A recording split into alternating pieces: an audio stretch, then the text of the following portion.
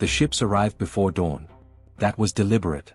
Daylight belonged to merchants, to naval patrols, to the orderly machinery of empire. But in the hours when the Caribbean sky bruised purple and the trade winds died to a whisper, something else moved across the water. Something that did not carry flags it intended to honor. By the time the sun cleared the eastern ridgeline, the harbor at Tortuga was already alive, not with the cautious bustle of legitimate trade, but with the particular chaos of men who had survived another crossing. Casks of rum hauled onto the docks. Silver divided on rough wooden tables. Arguments settled with the flat of a blade rather than the patience of courts. And over all of it, a strange, ungovernable energy. Part festival, part military camp, part open-wound. This was not a port. This was a world that had decided to govern itself by completely different rules, and the decision was holding, for now. Within decades, it would be gone.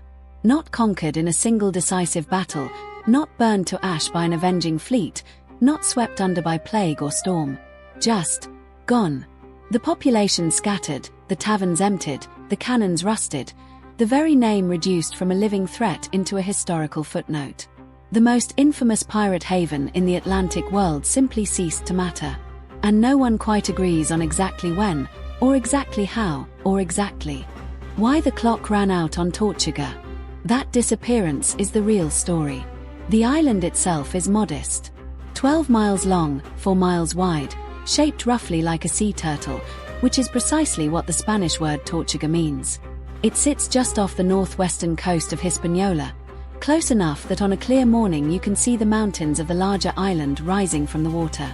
Strategically, its position was almost embarrassingly perfect.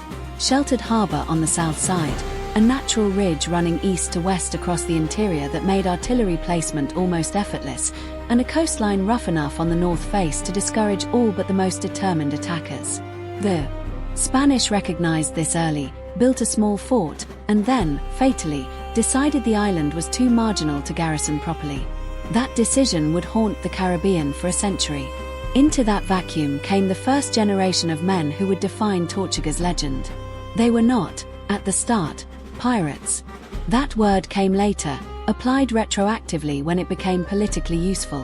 What they were, in the early 1600s, were survivors. French and English hunters who had drifted to Hispaniola, learned to live off its interior forests, and developed an economy built on smoked meat sold to passing ships. They were called Buccaneers, a word derived from the Arawak boucan, the wooden frame used to smoke and dry meat over open fire. The name carried no romance yet. These were rough men living rough lives on the margins of a colonial world that had no particular use for them. The Spanish, however, found them intolerable. Not because they were dangerous, but because their very existence challenged the fiction that Spain owned these waters absolutely. Colonial authority runs not just on law but on the visible enforcement of law, and a community of armed, independent hunters on a strategically placed island was a visible rebuke. Between 1629 and the early 1640s, Spanish forces repeatedly swept into Hispaniola and Tortuga, slaughtering cattle, burning shelters, and driving the hunters out. They killed the livestock. They salted the earth, figuratively. They did everything except actually hold the territory. And that failure, the inability to occupy what they could temporarily clear, was the crack in the wall through which Tortuga's true history rushed in. Each time the Spanish swept through, the Buccaneers scattered. Each time the Spanish withdrew, the Buccaneers returned. But they came back changed. A man who has watched his livelihood destroyed, his companions killed, his community erased, and who has no legal recourse, no government to appeal to, no court that would hear his grievance against a colonial empire, that man begins to think differently about authority, about whose laws actually bind him, about what he owes a world that offered him nothing but violence. By the 1640s, Tortuga had acquired something it had not previously possessed, a political identity built on refusal. Not the romantic refusal of idealists, but the cold, functional refusal of people who had run out of better options. A French presence, loosely organized, began to harden around the island's natural defenses. The man credited with formalizing this, a French colonizer named Jean Levasseur, arrived in 1640 with a small party, seized the island from its nominal English garrison, and immediately began building. Not a settlement. A fortress. He understood before almost anyone else what Tortuga actually was, not a place to live, but a place to hold.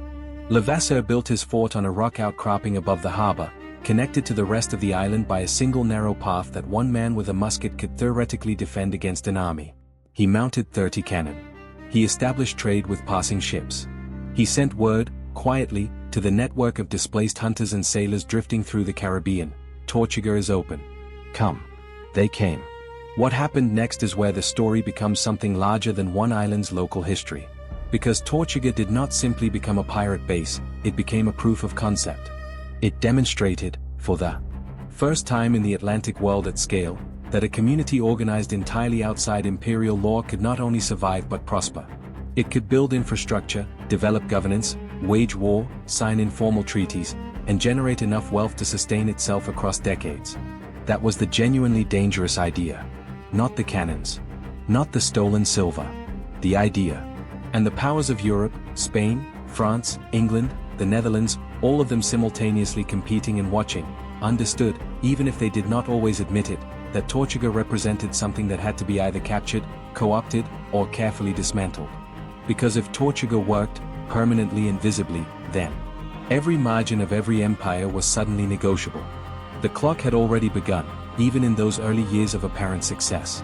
The very forces that made Tortuga possible were also the forces that would eventually consume it. That reckoning was still decades away.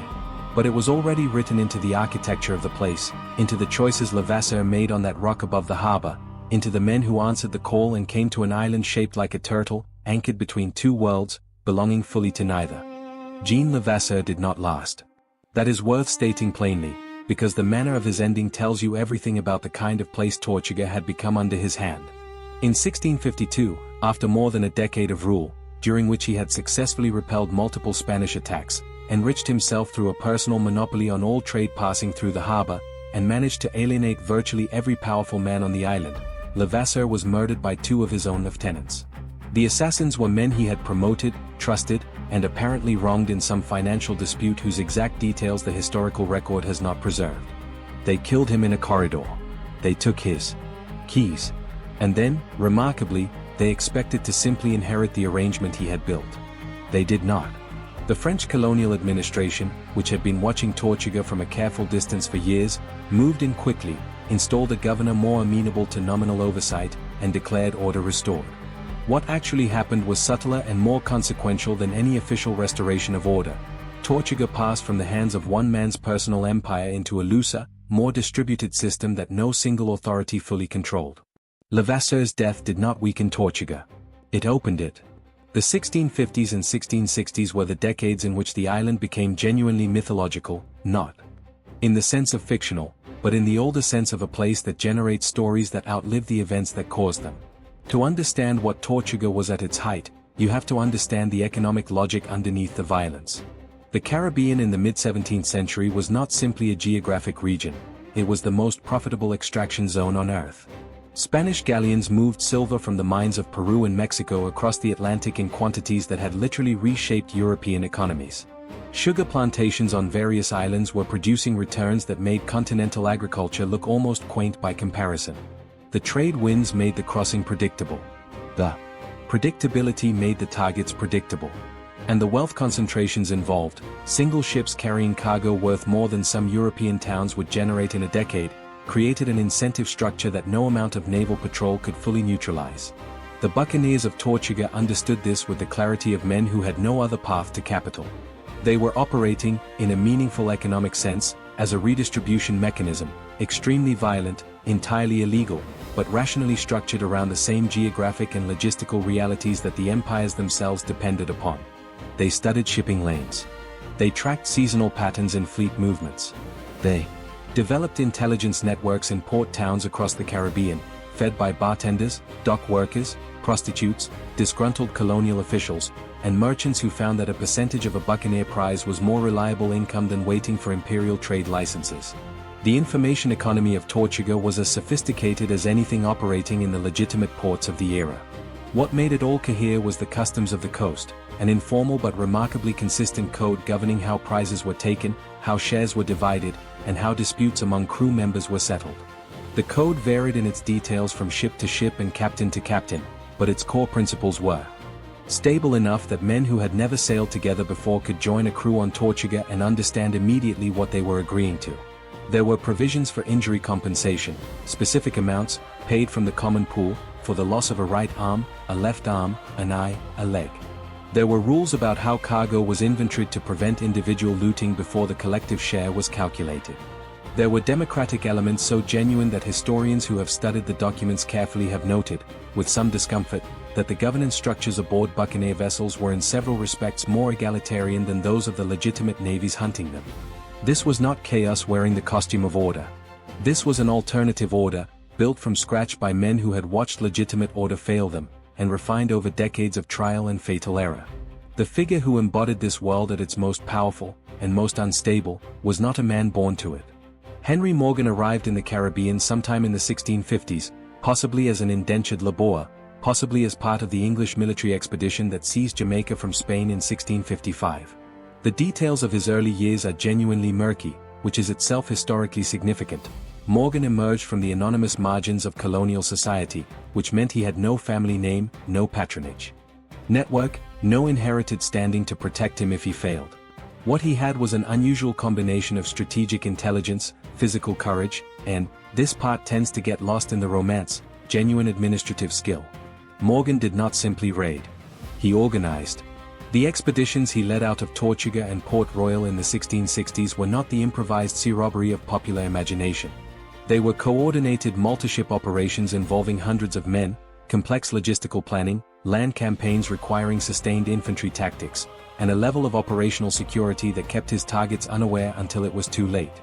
The sack of Portobelo in 1668, a heavily fortified Spanish treasure port on the coast of present-day Panama, required Morgan to move a fleet, land troops, assault fixed fortifications, hold a town against potential counterattack, and then extract his forces with the plunder intact. He did it in a matter of days. Spanish commanders who later attempted to explain the defeat to their superiors in Madrid struggled to find adequate language. They had not been robbed. They had been defeated in a military operation, by a force they had not recognized as a military threat until the walls were already breached. The attack on Panama City in 1671 was larger still, and its consequences would prove decisive, though not in the way Morgan expected. Panama City in 1671 was the oldest European settlement on the Pacific coast of the Americas. It was wealthy, symbolically significant, and defended by a garrison that believed the jungle crossing from the Caribbean side was sufficient natural protection. Morgan disagreed. He led approximately 1,200 men across the Darien, weeks of march through terrain that had killed professional soldiers before, and came out the other side still organized, still disciplined, still capable of fighting a pitched battle. The Spanish force that met him outside the city was larger. Morgan's men were exhausted, underfed, and in some accounts nearly out of ammunition. The battle lasted less than 3 hours. The city burned, by accident, by Morgan's order, or by the Spanish themselves destroying what they could not save, depending on which account you trust, and the greatest single prize in the Caribbean fell into Buccaneer hands. Then something went wrong. Not militarily. Politically. The sack of Panama had occurred after England and Spain had signed a preliminary peace treaty, a fact Morgan either did not know, did not care about, or calculated that London would quietly forgive. London did not quietly forgive, at least not publicly. Morgan was arrested, transported to England, and held for 2 years while the diplomatic situation resolved itself. The resolution, when it came, was characteristically paradoxical. Morgan was not punished. He was knighted. And then he was sent back to Jamaica as its lieutenant governor, with explicit instructions to suppress the very piracy he had spent his career leading. Which he proceeded to do, with the same methodical efficiency he had applied to everything else. This is the pivot point that most accounts of Tortuga either rush past or misread. Morgan's transformation from the Caribbean's most feared buccaneer into its most effective anti-piracy administrator was not hypocrisy or simple self-interest, though it was certainly both of those things. It was also a signal, broadcast clearly to every government in the Atlantic world, that the age of strategic tolerance for piracy was ending. The empires had used the buccaneers when it suited them. England and France had both issued letters of marque, essentially licenses for sanctioned piracy against Spanish shipping, whenever their own naval resources were insufficient or their diplomatic exposure too great to risk open war. Morgan's entire career had been built on this arrangement. But by the 1670s, the calculation had shifted. The Treaty of Madrid in 1670 had formalized English possession of Jamaica and other Caribbean territories. France was consolidating Saint-Domingue on the western end of Hispaniola. The era of territorial ambiguity, in which piracy served as a cheap proxy for imperial competition, was giving way to an era of consolidation, in which piracy had become an irritant to the very trade networks the empires depended on. Tortuga had been useful. It was becoming inconvenient. The island did not fall. It was not stormed or burned. It was something more methodical and in many ways more devastating. It was simply no longer needed. The patronage that had sustained it, the implicit permission of colonial governors, the flow of letters of marque, the market for plundered goods in legitimate port towns, began to dry up. And without that structural support, the community that had built itself on Tortuga's rock could not hold. The clock that had been running since Levasseur first mounted his cannon above the harbor was nearly out of time. There is a particular kind of ending that history reserves for places rather than people. People die in moments, a blade in a corridor, a cannon shot, a fever in a port town with no physician worth the name. But places die slowly, through a process so gradual and so distributed across 1,000 small decisions that no single person can be blamed, no single event can be mourned. Tortuga's decline was that kind of ending. It did not announce itself. It accumulated. Through the 1670s, the signs were there for anyone willing to read them honestly.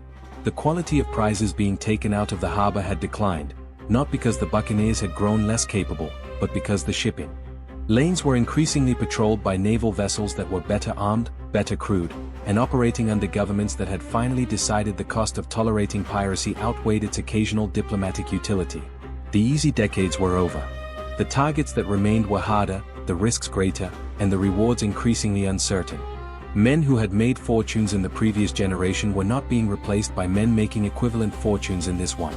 The arithmetic of Tortuga was changing, and the men who lived by arithmetic, which was all of them, whatever romantic mythology later attached to their memory, could feel it.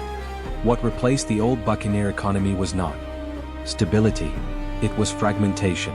Some went legitimate, or close enough to legitimate that the distinction became largely ceremonial. The pattern was familiar across the Caribbean. A successful buccaneer accumulated enough wealth to purchase land, usually on one of the developing plantation islands, and transitioned into the colonial landowning class. The violence did not disappear from their lives, it simply changed form. The same men who had divided prize shares according to the customs of the coast now managed enslaved labor forces on sugar plantations, enforcing a different kind of order through a different kind of coercion. The moral continuity was uncomfortable but historically undeniable. Several figures who appear in the Tortuga records of the 1660s reappear in Jamaican or Saint-Domingue land records of the 1680s, their buccaneer past acknowledged in the same breath as their respectable present, as though the transition required no particular explanation. Others went deeper into illegality rather than retreating from it. As the Caribbean tightened, some veterans of Tortuga's harbor pushed further, into the Indian Ocean, around the Cape of Good Hope, into the trade routes connecting the Arabian Peninsula to the Mughal ports of the Indian subcontinent. The 1690s and early 1700s would see a second flowering of piracy in those distant waters, fueled in part by men and methods that traced directly back to the Caribbean school of the previous generation. The techniques refined on Tortuga, the democratic crew contracts, the intelligence networks, the logistical discipline of long-range raiding, traveled with the men who carried them. In this sense, Tortuga did not simply disappear. It dispersed, seeding a wider geography with its particular knowledge of how to live outside the law at scale. But the island itself was emptying. The French colonial administration accelerated the process deliberately and with clear strategic intent. By the late 1670s, Saint-Domingue, the French colony taking shape on the western third of Hispaniola, had become far more valuable to Paris than Tortuga ever could be. Sugar was the reason. The plantation economy developing on Hispaniola's coastal plains was generating returns that made the buccaneer economy of the previous decades look artisanal by comparison. France needed Saint-Domingue to be orderly, investable, and integrated into the legitimate Atlantic trade system. A notorious pirate haven 12 miles offshore was not compatible with that project. The governors sent to Tortuga in this period were not administrators in any traditional sense, they were managers of a controlled wind down. They did not suppress the buccaneers violently, because violence would have been both costly and counterproductive, driving the most dangerous men into outright hostility. Instead, they applied the slower pressure of legal and economic marginalization. Letters of marque became harder to obtain and quicker to be revoked. Prize goods became more difficult to sell through legitimate channels. The informal networks that had sustained Tortuga's market, the merchants, the chandlers, the officials who looked the other way for a reasonable percentage, found that looking the other way was becoming more expensive, professionally and financially, than compliance. The island was not conquered. It was priced out of relevance. There was one final eruption, one last moment when it seemed Tortuga might reassert itself as something more than a fading memory.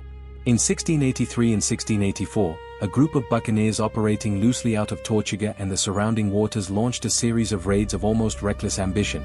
Veracruz, the primary port for Mexican silver, was attacked and briefly held. Cartagena, one of the most heavily fortified cities in the Spanish Caribbean, was struck. These were not the operations of a declining force.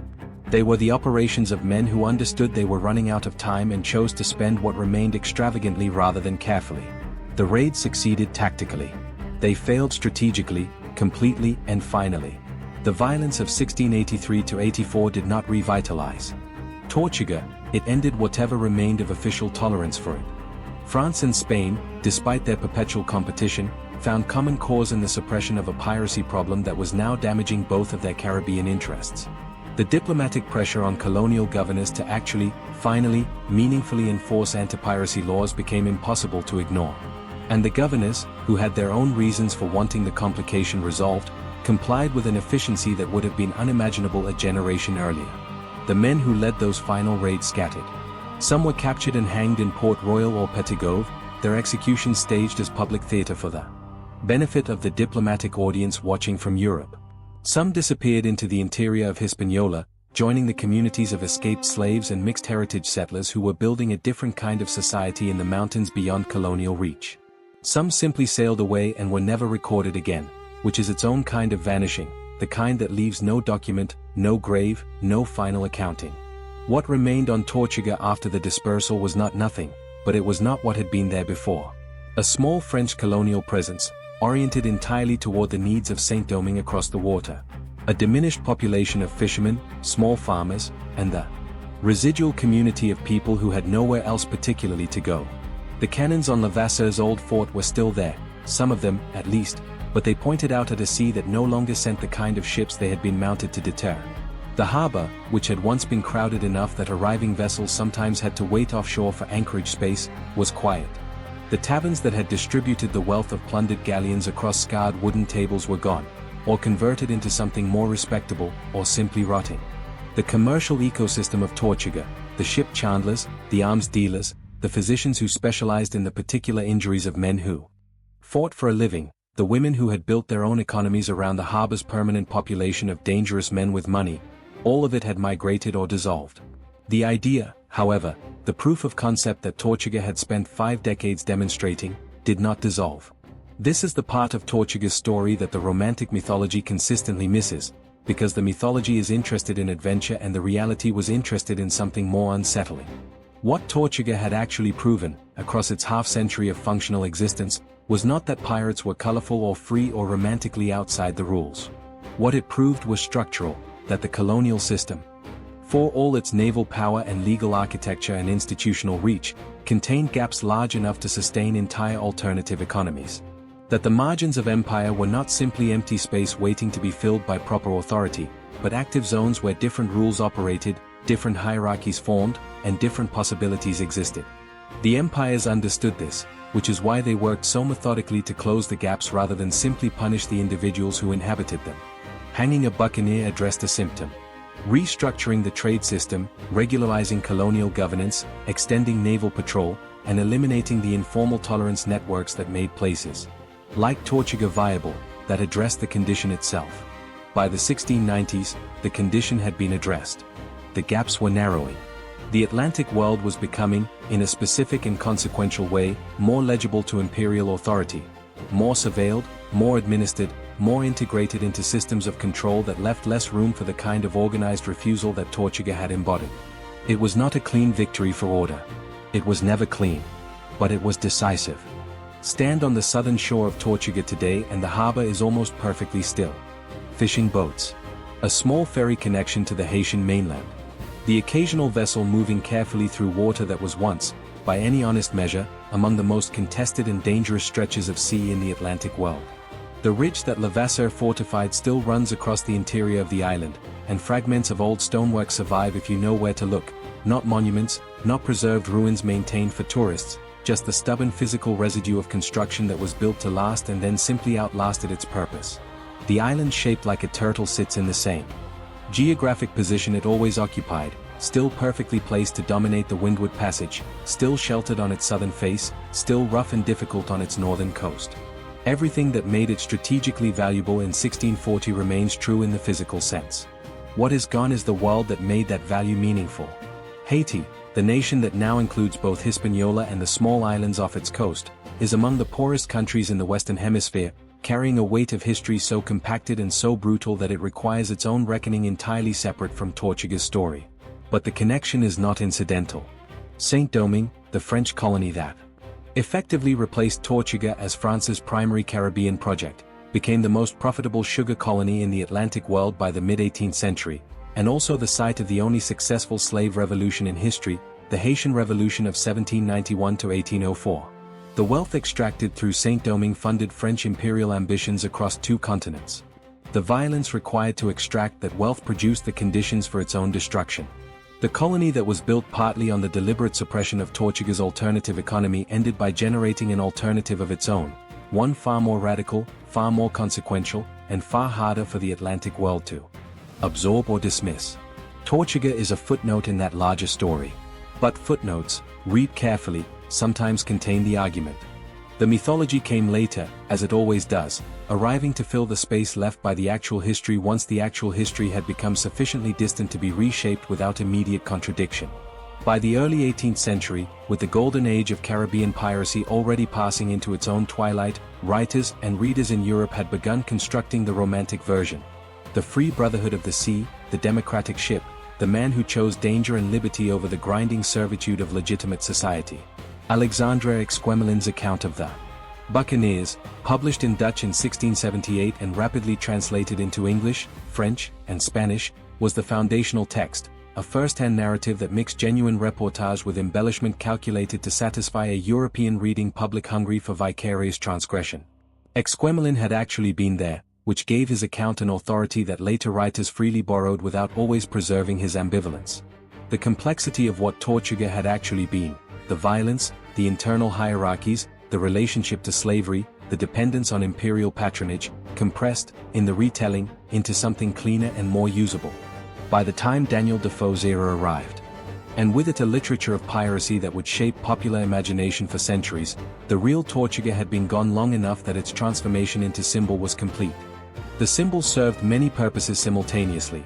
It gave European readers a fantasy of escape from class and obligation. It gave political writers a metaphor for ungoverned liberty in both its attractive and threatening forms, and it gave navies and colonial administrators a cautionary example useful for justifying the expansion of maritime law enforcement.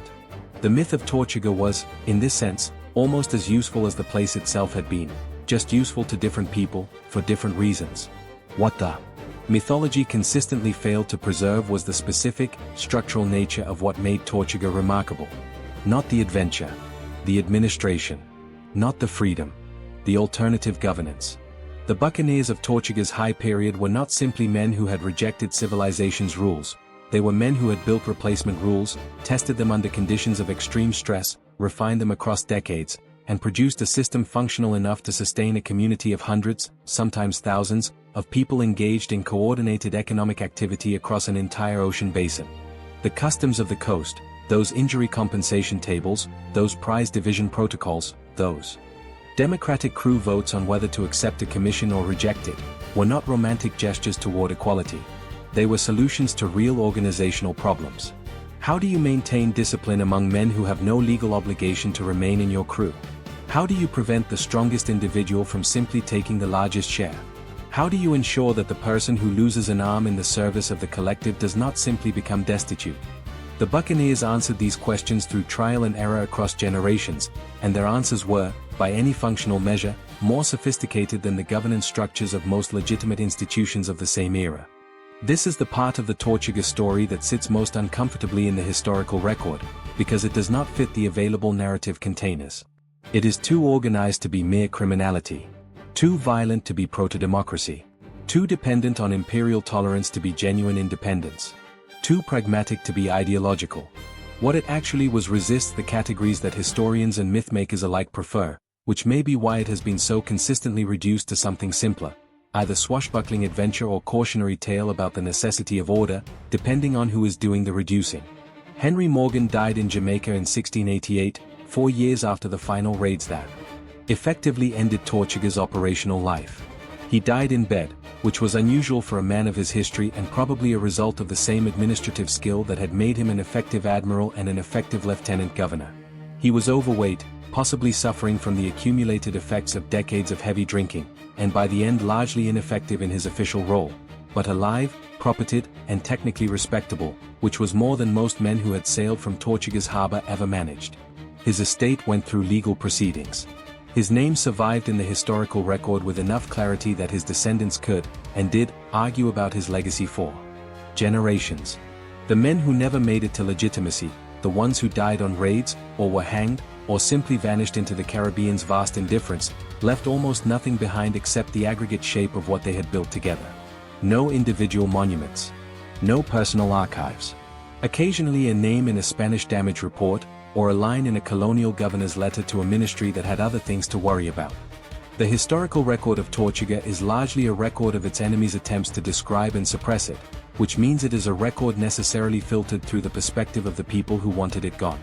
What those records cannot fully suppress, because it keeps surfacing through the gaps between official accounts, is the sense of a community with genuine internal coherence, people who had built something that worked, in a place that the world had decided to abandon, and who held it together through the specific combination of violence, pragmatism, shared interest, and earned trust that all functioning communities require, regardless of their relationship to the law. The final disappearance of Tortuga as an active force happened not with a declaration or a battle but with a census.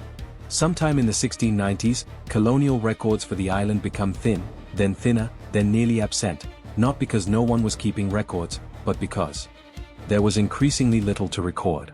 The population that had once made Tortuga administratively complex, diplomatically significant, and militarily relevant had reduced itself to a number that no longer required serious attention from anyone.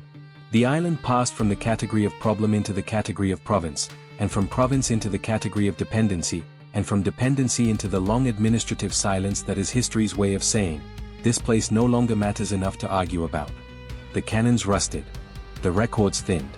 The stories multiplied to fill the space the reality had vacated. And here, at the end of Tortuga's actual history, is the thing worth sitting with.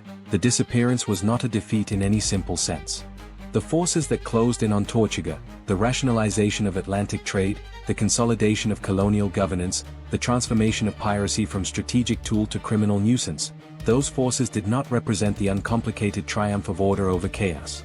They represented the hardening of a particular kind of order, one that would go on to produce both the extraordinary wealth and the extraordinary suffering of the plantation Atlantic.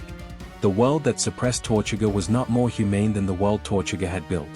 It was more efficient, more total, and in several specific and measurable ways, more brutal. What Tortuga had been, in its difficult and violent and genuinely remarkable half-century, was a demonstration that the margins of power are never simply empty. They are inhabited, organized, contested, and governed by logics that the center refuses to acknowledge until it has no choice.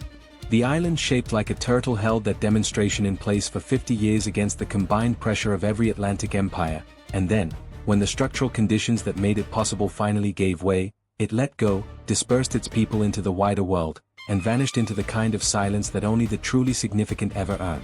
Not the silence of things that never mattered. The silence of things the world decided it could no longer afford to remember clearly. That, in the end, is what happened to Tortuga. And why, 3 centuries later, it still refuses to stay forgotten.